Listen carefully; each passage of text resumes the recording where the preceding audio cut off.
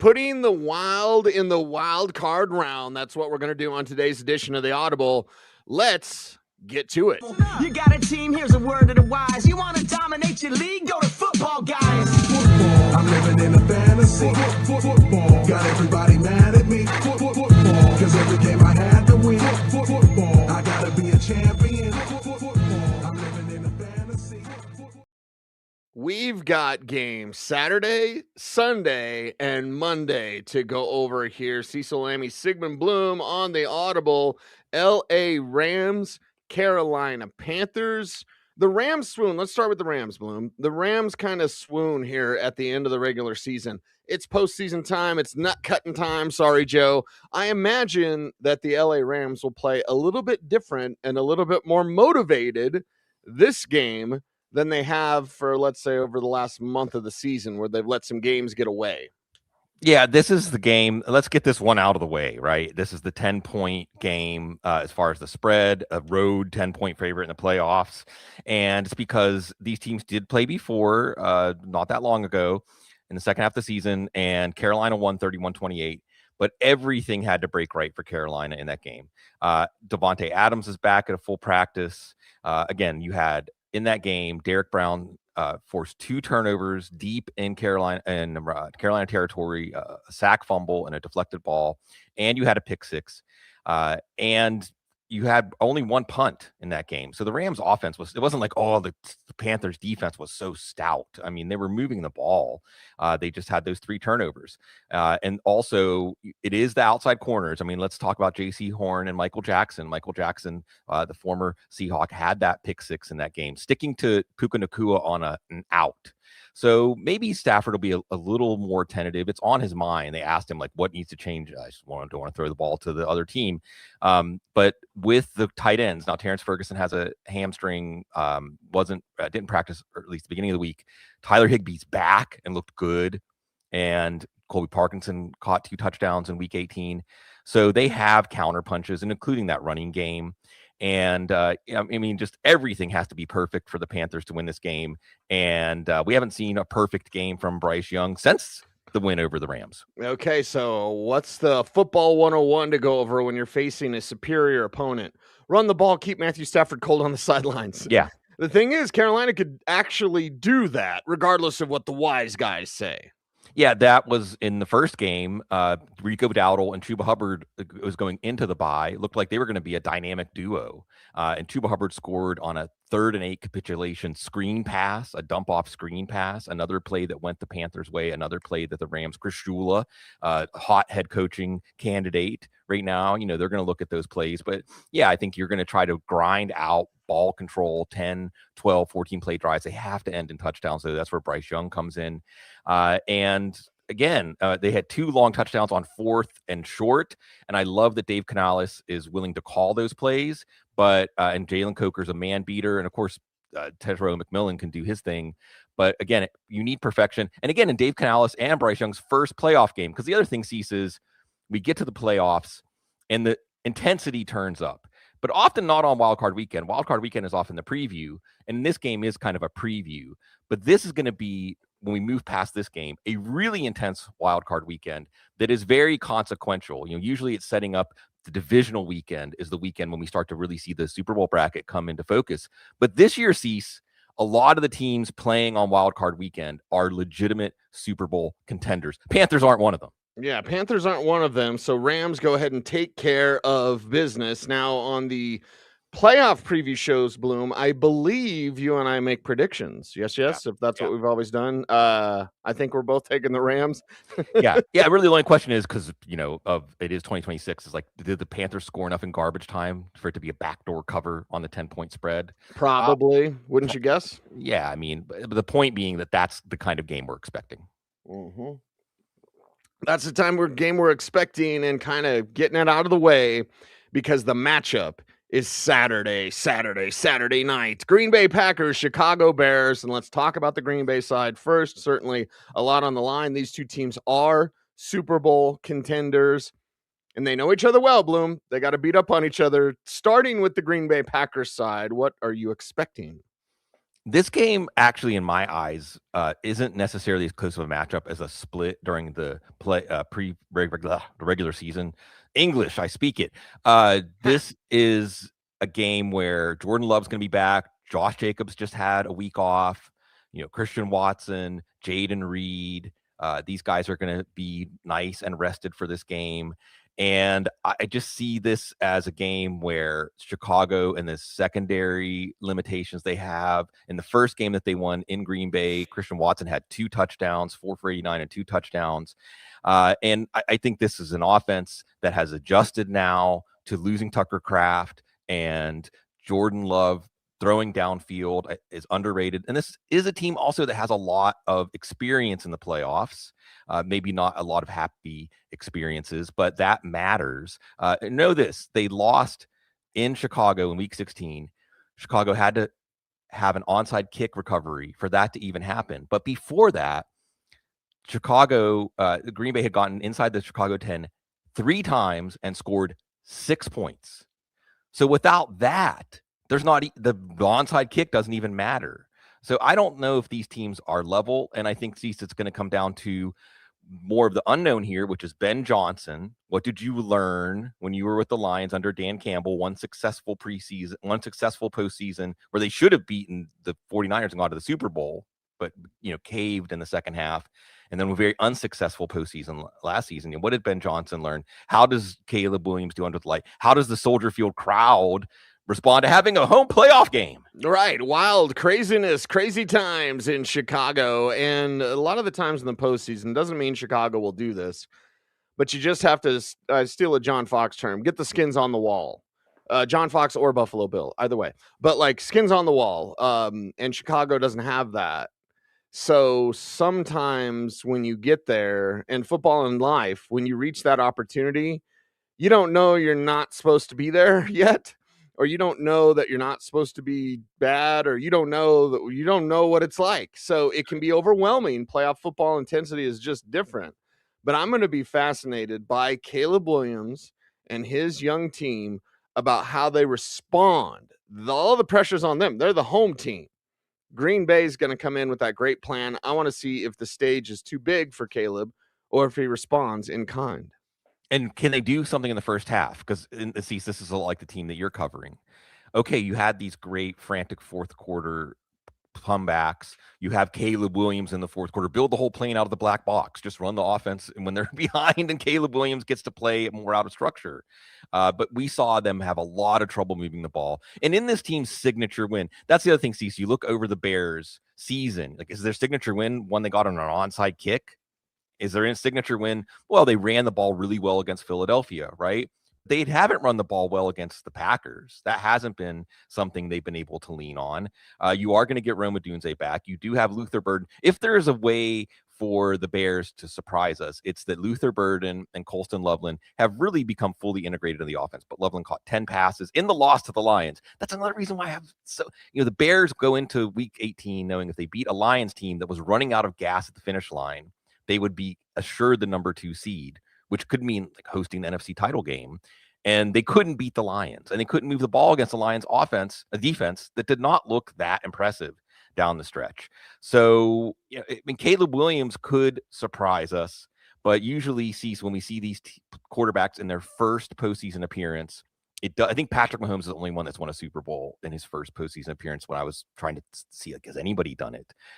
Caleb Williams, based on what we've seen, probably not going to do it. And I think even should be an underdog in this game, even though I believe Chicago's favored. Okay. Yeah, we'll see how that works out. I'm going to take the Green Bay Packers in this one, Bloom. How about you? Yeah, I think it's the Packers, and I think the Packers are going to control this game. I mean, I think it's going to be kind of like it could be like a 20, I'll say 21, 16 or something like that. But again, a game where maybe the Bears tighten it up late, but the Packers control it. Yeah, I could easily see hey, we've been here before, you haven't. Yeah. That type of control for the Green Bay Packers. Let's talk Sunday's action, Buffalo and Jacksonville. Okay, because both of these teams are Super Bowl contenders. I'm of the belief that the Jacksonville Jaguars are the most dangerous team in the NFL, either side of the bracket. But let's start on the Bills side. We know what they'll want to do. Feature James Cook as much as possible. Josh Allen will run around. is Sean McDermott coaching for his job? Because there's a lot of Buffalo people that think, and maybe it's just rabid fans, Bloom, but they think if they lose this game to Jacksonville, which is very possible, that Sean McDermott gets fired, which I would applaud because you can't keep doing the same old crap. Like, he's a less likable John Fox. That's a larger topic for the show after this game. But for this game, what can Buffalo do that's different, that we haven't already seen? They've got their tight ends. They don't really have wide receivers. Jacksonville's going to be super tough to go in there and get the win. How does Buffalo try? This is a game. We could spend as much time talking about this game as all the other 5 games combined. This is the marquee game. This is the game, and I think Ross Tucker said it on his show earlier this week. I think this is probably the AFC title game. The team that wins this game is the favorite in the AFC bracket, because rarely do we get a game like this in the wild card round where you say whichever team wins this game proves something in the wild card round that should make them a favored team going forward. Because on one side, we have the best quarterback in the AFC bracket, the best quarterback in the playoffs. And oftentimes it's just that simple, right? I mean, the year that Joe Burrow basically should have won the Super Bowl. Sorry, Bengals fans, the year that Stafford did win. I mean, that was basically, Joe Burrow. So is that a plan though?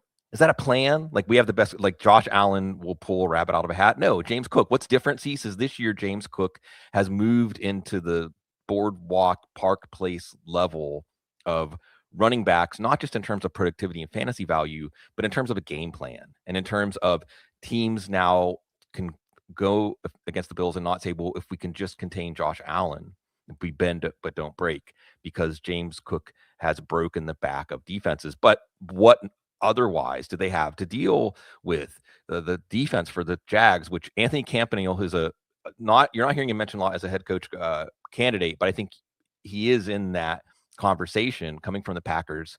This defense is an aggressive, opportunistic defense. And how are you going to push the ball downfield? Dalton Kincaid's not really healthy. Brandon Cooks, I think that might be where we're at, Cease, is Brandon Cooks, with all of his experience, maybe is the guy that needs to make some plays downfield. Otherwise, again, you're asking Josh Allen to just do his magic. And that's not a plan A, not when you're facing the team that has not lost in 2 months. Yeah. And if Brandon Cooks is your plan, Jacksonville gets the win. And Jacksonville could anyway, regardless of the Bills' plan. I mean, the firepower that you bring, Parker Washington will do more than Brandon Cooks. This team is rolling.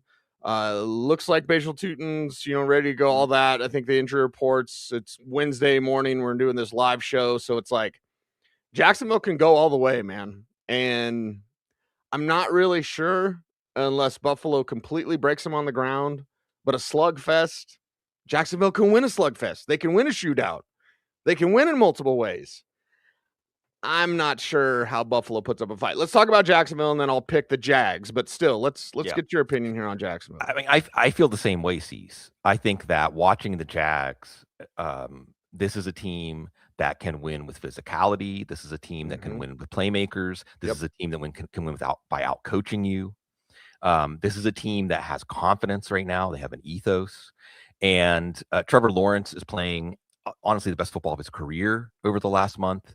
You saw it when they went into Denver. Yes, they haven't, the playoff team they played, they haven't lost since Davis Mills erased a 19-point deficit against them in the fourth quarter. And in that game against Denver, and Cecil, you can testify to this, they humbled Denver. They really they embarrassed them. They mashed their face into the mud. They said, no. And this is your number 1 seed. Washington, Brenton Strange, Jacoby Myers, and Brian Thomas. That this is a varied pass offense. Like you said, Parker Washington, he's the best fantasy asset in the pass offense right now. But you have Travis Etienne and Basil Tutin against a terrible, we're going to go for Charles Barkley, terrible Bills run defense. Just really bad. And they're going to attack that defense. Liam Cohen, playoff debut, we'll see. But remember this too. Trevor Lawrence had a Jameis Winston-like game. And Trevor Lawrence has had some playoff experience. He won a 31-30 game against Justin Herbert, when he threw 4 interceptions and 4 touchdowns. And then they lost 27-20 to the Mahomes Chiefs in Kansas City the next week. But that game was close in the fourth quarter. I mean, they didn't get blown off the field. So this isn't a team that's coming in like, oh, fresh and dewy like the Bears or the Broncos. Like, well, let's see what we can do in the playoffs. This is a team that actually has some experience. And I think that if you can get Josh Allen out of your side of the bracket in the first round, then you have to be considered the favorite. Yeah, and thank you to Jacksonville. That's what everyone else is going to be saying. And then they're going to be like, uh-oh, now we got to play Jacksonville. So it's the Jaguars that win this one for me, Bloom. Yeah. How about you? I think it's the Jags, and I think that the Jags win by 1 score. But the key here's the key to the game. I mean, I know this is going to sound really like, oh, you're so smart, Bloom. I could do your job. They just can't have Josh Allen with the ball on the last drive of the game with a chance to win. So, that's where your stomach tightens up. That's where you feel like, oh no, this was the season for this. So they have to jump out to a lead and keep Josh Allen playing from behind, which I think they can do. They can do that. Let us know in the comments what you think and your previews, and how are you picking wild card weekend? This is what we're doing, and we've got 3 games down, 3 games to go here on our wild card preview. It is the Audible, footballguys.com. Make sure to check us out. Like, comment, share, subscribe, do all those things, but definitely comment down below with your winners in wild card weekend. We'll be very active in our comments this year for you on YouTube. We appreciate the way that you've helped grow this channel. We want to really continue to grow this channel, explode onto the scene.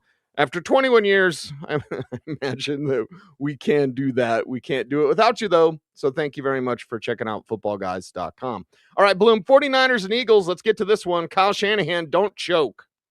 Yeah, this was one that, again, may not be as interesting as it looks on paper. We have seen Kyle Shanahan way earlier in his career, like 2018, face Vic Fangio's defense, and it was bad. They didn't score over, I think, like 16 points. Now, a lot of times the quarterbacks are backups. There was a Jimmy Garoppolo game in there, but that's still a sample size of like, does Kyle Shanahan's scheme give? No. Vic Fangio, their defense will be fine. By the way, I love the article Tim McManus put out, and this is every day, Cease. Yes. Meatballs. If you make a good defensive play, you get a paper bag with the family from Castiglione, Italy. It's the family meatball recipe. Oh, my goodness. He gives out meatballs, and oh, my God. That is awesome. That's just, I mean, how can you not love that? Can we have meatballs? I have a family recipe from Carmela Barcelo, my grandmother. I have the family recipe for meatballs from the Italian part of my family. So, I just think that Fangio's defense, we saw Brock Purdy look really tentative against Seattle. And I think that's like a mindset thing. I think if against a Fangio defense, if you're tentative, you're lost already. You already gave away the game. Now, maybe Christian McCaffrey can do something with the running game. We have seen Philadelphia's run defense wilt. George Kittle's okay, but again, Trent Williams is hurt. Kabuki Persall cannot stay healthy. Figure out what's going on with him because he can't stay healthy. So there's not really a vertical element to this passing game. Trent Williams being hurt, he could play, but it's one of those like, well, it's the playoffs, so you play. So you're really asking Brock Purdy to make some plays. You're asking San Francisco's defense to keep this close, like we said. And Christian McCaffrey, I mean, at least he seems like he made it through the season, not just healthy, but still playing really well. But for San Francisco, and see, this is a game that the Rams probably will have. Your San Francisco stopper, your Rams stopper on the NFC side of the bracket is not Seattle. I really don't think it is. I think it's San Francisco. So it's strange how it works out, because I think that if San Francisco and the Rams were somehow playing in the first round, I'd be much more interested. But the matchup with the Eagles is really bad on both sides of the ball for San Francisco. Yeah, and what about the Eagles? Do they just have to realize that they're good? Like, hey, we can do this, or will they have hubris against the 49ers at home? I don't think so. I mean, they've been through a lot of adversity, so they don't have that Super Bowl champion looking for the repeat kind of swagger about them. And I think that you have Jalen Hurts, and I don't think a team with Jalen Hurts can have too much swagger. Can become that kind of overconfident team. So San Francisco is going to be starting Kazir White, I think, and Eric Kendricks. IDP players know, like, these guys are good against the run, but there's a reason they haven't really been on a roster for very, long at any point this year.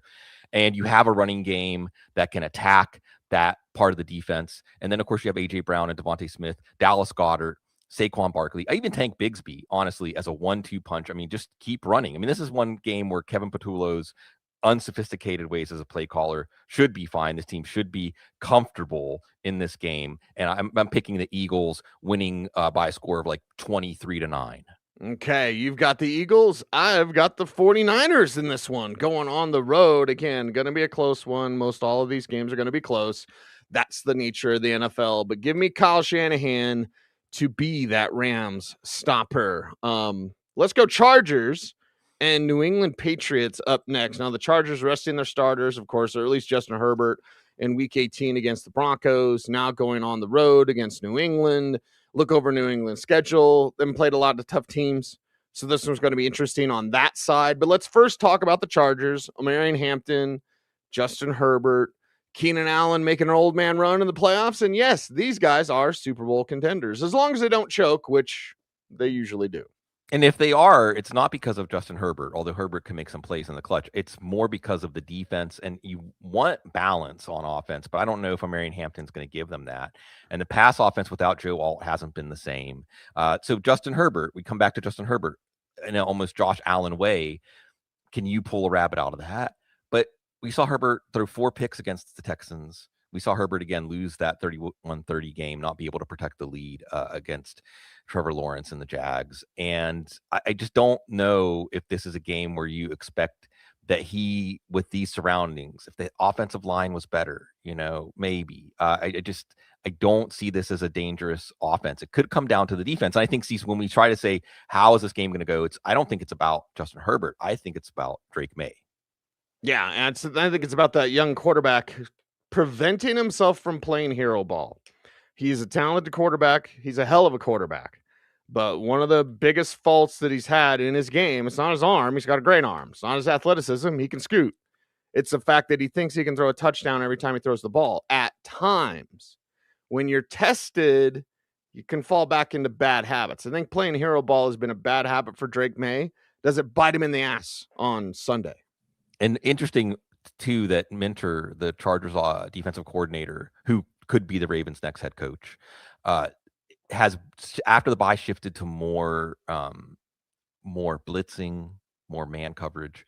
So that matches up with maybe baiting Drake May into some bad decisions. And Drake May, I will say, first postseason, and where I'm uncomfortable is exactly where I'm comfortable with Josh Allen, which is if it's a drive that the Patriots need a touchdown to win in the late fourth quarter. We haven't seen Drake May do that this year. We actually only seen him play 2 winning teams, Buffalo, who they split with, and the Steelers. And the Steelers, they turned the ball over 5 times. 2 of those were May's. And the Buffalo game, they were up 24-7 at the half, and the one they lost. So, I mean, they can hang. How does Mike Vrabel and how did Josh McDaniels calm Drake May down and keep that from happening? Ramondre Stevenson and Travion Henderson. And I think that's the thing, is this team has balance now on offense. You even have looks. Now, we'll see about Stephon Diggs with some legal stuff hanging over him, but Keyshawn Boutte's there. Kyle Williams. I think Kyle Williams could be an X factor for sure with his deep speed, maybe some stuff that teams haven't seen yet. I don't think this team is a pretender, because not so much because of Drake May, but because of Mike Vrabel. And that's the other thing, is that with a young quarterback in his first postseason, they can look to their coach and they can say, this guy can get us through this game. And I do think the Patriots, this is a game I could see the Chargers winning, but the Patriots are who I'm picking because of Mike Vrabel. Okay, because of Mike Vrabel, I'm going to go with the New England Patriots there as well, Bloom. So we both got the Patriots there. Pretty much agreeing on every game except for 49ers and Eagles. So maybe a little coffee bet or something. A beignet bet, right? We could do a little beignet bet. Except your beignets are better. New Orleans is party central. That's what I told Sean Payton. Of course, he told me that too. Anyway, Houston and the Steelers on Monday night. Let's get it on and talk about this one, starting with the Texans side and against the Pittsburgh Steelers defense. I'm using air quotes. This is not the same black and gold that you're used to defensively. And the Steelers just need to not have any big lapses. It's not Monday Night Football. It's a Monday Night Rock fight. I mean, this is not going to be an offensive football clinic, but you are going to have the Steelers. You want to avoid mistakes if you're CJ Stroud. You want to, because the offensive line is not the best for pass protection. So Woody Marks establishing the run, that's not something we thought we were going to say back in August when the Texans make the playoffs. Woody Marks establishing the run. And then we saw the Steelers let Zay Flowers free twice. That game could have been easier for the Steelers. So is it Nico Collins getting free? Or maybe Jalen Noel and Jaden Higgins? As the Texans beat the Chargers 2 weeks ago, those guys got free for long touchdowns. So that's going to be the thing for the Steelers, preventing the long touchdowns. If they can do that, we have a game that can come down to field goals, field position. Again, a rock fight. And in a rock fight, having a quarterback like Aaron Rodgers being at home maybe can be the difference. Yeah, maybe it can be the difference. And I don't know, last hurrah, one game before retirement. I have no idea with Aaron Rodgers. All I know is that Houston can beat these guys up defensively, and their cover 4 match. I've studied their defense over the last week. Cover 4 match has been fantastic. So let's see what they can do, huh, Pittsburgh? See, this is a game where the Steelers can kind of flip the script the way that teams used to on the early 2000 Steelers, where you just could not run the ball on the Steelers. And then you had John Kitna on a game late in the season. Like, they just threw the ball 50 times. And the rest of the league said, wait a second, their run defense is so good. Why do we even test it? So this is that meme where you're pointing your head like, smart. The best way to make a pass rush not matter is never try to throw downfield. Yeah. Like Arthur Smith, right? And Freiermuth's okay. So maybe DK Metcalf is going to get taken away by Derek Stingley Jr., but in the running backs. And I think this is a game where Kenneth Gainwell and Jaylen Warren field goal drives, go for it on 4th down, Mike Tomlin, with 4th and 1 and 4th and 2 with Aaron Rodgers. Trust him to make plays. And just, again, make it so that maybe you get a break or two from your defense. They have the kicking game with Chris Boswell. We saw that be the X factor in a way that sent them to the playoffs. And strangely enough, Cease, this is a good draw for the Steelers and a bad draw for the Texans. Because if the Texans get past this game, I look at the bracket and I say they could probably beat anybody in the AFC bracket. This actually might be the toughest team for the Texans to beat, even though it would have been one of the easiest teams for other teams with a good offense to beat. Yeah, you know how many people want the Steelers to go through on the AFC side? Like, everybody. It's the Texans, though. Yeah. Bloom, what do you got? You got Texans? I think it's the Texans, only because I'm trying to protect my Steelers' heart. Protect your heart. That's the most important thing. All right, that is a wrap for our wild card preview. Again, we don't do recap shows. Usually there's some travel involved during January. Senior Bowl, Shrine Bowl, or maybe the Broncos just keep me home this year. Yeah. I have no idea yet, Bloom, but we're going to be here talking about Senior Bowl, Shrine Bowl, divisional round, championship round, Super Bowl preview, and all into our offseason snorkel, scuba, submarine. Right. I got it right. And I want to also say, because we're old, we're kind of stuck in our ways, but for everybody who showed out after 21 years, So everybody who showed out this morning to hang out with us for the show, thank you. And I think we're going to do more live shows in the off season. But please, in addition to the things we normally do, tell us, like, we love spending time with you. So if there's any excuses or ways we can spend time with you or fill a need, serve a need, it doesn't even have to be a football show or a show that focuses strictly on football or fantasy football. Please reach out to us, because the off season is a time that we need each other more, and you can help us by telling us what you need. Yeah, what do you need? We are here for you. He is Sigmund Bloom. I am Cecil Lammey. We are the Audible. Thanks for watching, everyone. Stay tuned. Peace, and stay frosty.